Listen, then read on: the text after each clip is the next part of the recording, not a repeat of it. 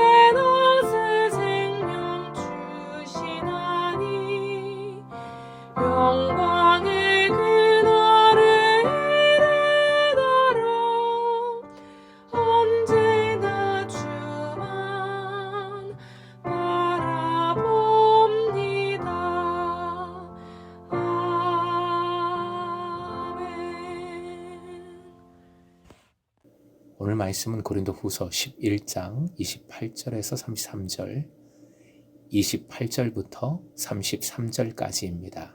함께 읽겠습니다. 이 외의 일은 고사하고 아직도 날마다 내 속에 눌리는 일이 있으니 곧 모든 교회를 위하여 염려하는 것이라. 누가 약하면 내가 약하지 아니하며 누가 실족하게 되면 내가 애타지 아니하더냐.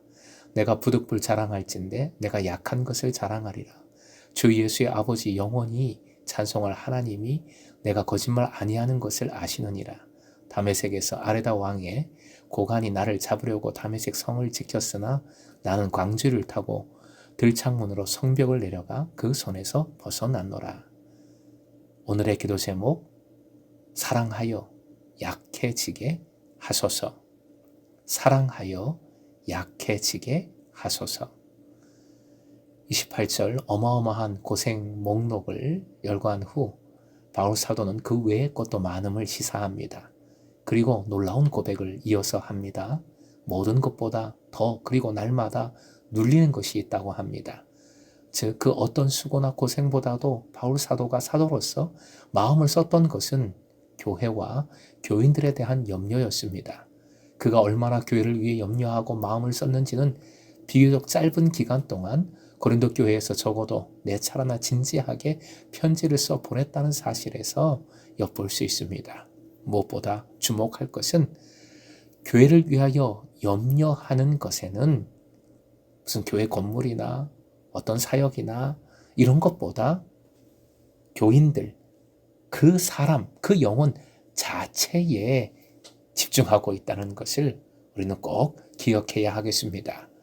29절에서는 교회를 위하여 염려하는 일을 2가지 예를 들어 좀 더 구체적으로 보여줍니다. 교인 중에 누군가 약하면 바울도 약해진다는 것입니다. 이것은 고린도전서 9장 20절에서 22절에서 이미 언급한 바 바울 사도의 선교 원칙에 일치합니다. 실족한다는 말은 신앙으로 확고히 서지 못하고 걸려 넘어지는 것을 의미합니다. 그런 사람을 보면 바울은 애가 탑니다. 계속해서 다른 것이 아니라 사람에게, 영혼에게 모든 관심을 두고 있습니다. 예수님이 그러하셨죠. 한 영혼을, 한 사람을 구원하시기를, 건지시기를 기뻐하십니다. 바로 그 예수 그리스도의 마음을 본받아 바울 사도는 교회를 위하여 염려한다 고백하면서 한 사람 한 영혼에게 집중하고 있는 것입니다. 23절에서 29절에 이어지는 긴 고생 목록 끝에 바울 사도는 30절 다시금 자기 자랑이란 주제로 돌아옵니다. 바울의 적대자들을 비롯하여 대부분의 사람들은 자신의 잘난 것을 자랑하지요. 그런데 바울 사도는 오히려 자기의 약점을 자랑하겠노라 말합니다. 이는 바울 사도가 계속 고백하고 있는 중요한 신앙의 원리이지요. 즉 자신의 약점이 자랑이 되는 것은 자신의 약함 속에 하나님의 능력이, 강함이 나타나기 때문입니다. 내가 강한 것 소용없습니다. 그 강함이 교만으로 이어지고 교만으로 가면 하나님께서는 그 강함을, 교만을 꺾으실 것입니다. 내가 약할 때, 겸손할 때 멈추고 가만히 서서 주님 바라볼 때, 주님만을 의지할 때 강함 되시는 하나님, 강함으로 역사하시는 우리 하나님이신 줄 믿으십시오. 31절은 일종의 맹세문입니다. 이와 유사한 형식의 맹세문은 고린도후서 1장 18절, 23절에서도 볼 수 있는데 하나님은 주 예수 그리스도의 아버지시며 영원히 찬양을 받으실 분이십니다. 라고 고백하고 있습니다. 맹세가 곧 찬양임을 알 수 있습니다. 32절, 33절 여기 보고되는 이야기는 바울 사도의 생각의 약점 중에 하나라고 여기는 일들의 구체적인 예입니다. 솔직하게 부끄러운 얘기를 고백하고 있는 것입니다.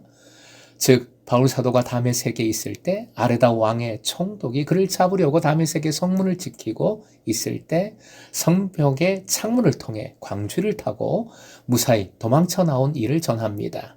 이 사건은 사도행전 9장 23절에서 25절까지에도 기록이 되어 있습니다. 아레다 왕이란 기원전 9년부터 기원 후 39년까지 중심도시 페트라에서부터 요르단 동쪽 나바테아 왕국을 통치하던 아레다 4세를 일컫습니다.